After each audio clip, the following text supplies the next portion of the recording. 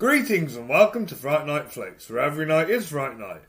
With Black Phone 2 releasing on the 17th of October, I thought it would be the perfect time to revisit the original film from 2022. The Black Phone was one of my favourite horror films of that year, and I always wanted to see if it still holds up 3 years later. After revisiting it for my second time watching the film, here are my thoughts. Shall we get started? What first drew me to this film was Scott Derrickson. I was already familiar with his work on Doctor Strange, but I think the horror genre is where he really shines. The movie is a great showcase of his talents. His direction creates a sense of claustrophobia. You feel like you're right in there with the protagonist, trapped in the grabber's basement. The editing keeps things smooth, and the transition keeps the tension alive.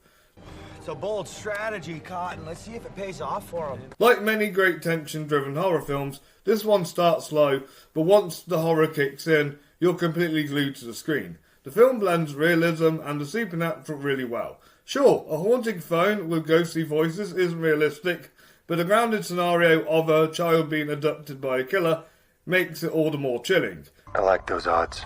The villain, the grabber, is fascinating. He's never humanised or glorified, but his presence lingers even when he's not on screen.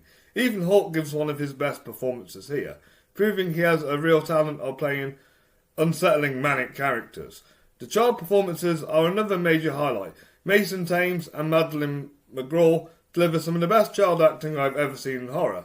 They're authentic, never forced, and carry the emotional weight of the film. I'm very curious to see how they continue in the sequel. Jeremy Davis also delivers a mention as their father. He's despicable, but Davis plays the role with such intensity that it's hard to look away. If you're good at something, never do it for free. Mark Corvin's score is another standout. Eerie, atmospheric, and perfectly tailored to the film's tone. The 1970s setting is further enhanced by needle drops from that era, which feel natural to the story, rather than just thrown in for nostalgia, making this world feel lived in. Nice. Before I wrap up my final thoughts on the Black Phone, don't forget to like this video, subscribe to Fright Night Flix, and follow us on social media so you don't miss a single scare. Have you seen the Black Phone? What did you think to it? Did you love it too?